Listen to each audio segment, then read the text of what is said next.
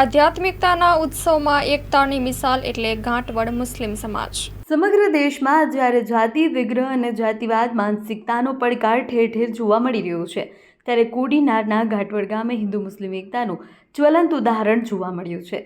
બનાવની વિગત અનુસાર કોડીનારના ઘાટવડ ગામમાં ચંદ્રમૌલેશ્વર મહાદેવના સાનિધ્યમાં 8 દિવસ જેમ કે તારીખ 13 થી લઈ 20 તારીખ સુધી 3 ગામ આયોજિત જેમ કે ઘાટવડ, નગડલા અને સુગાડા આગેવાનો અને સ્વયંસેવકો દ્વારા સપ્તાહ આયોજન કરવામાં આવ્યું છે। આયોજનના તમામ સમાજના લોકો ઉપસ્થિત રહ્યા હતા, જેમાં ઘાટવડ મુસ્લિમ સમાજ પણ પાછળ રહ્યો ન હતો।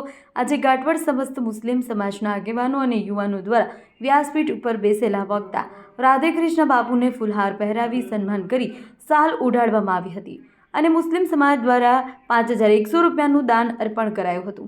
અત્યારે જ્યારે ચારેકોર જાતિના નામે કે હિન્દુ મુસ્લિમના નામે ઝઘડાઓ અથવા તો દંગાઓ તથા દુશ્મની ચરમસીમાએ છે, ત્યારે ઘાટવડ ગામની ઘટના ચર્ચાનો વિષય બન્યો છે।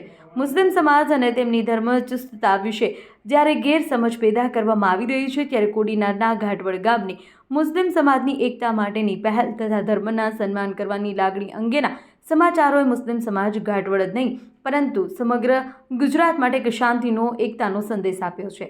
એકતા અને અખંડિતતા વિશે મુસ્લિમ સમાજની આ પહેલ સમગ્ર દેશમાં લોકો માટે પ્રેરક બનશે।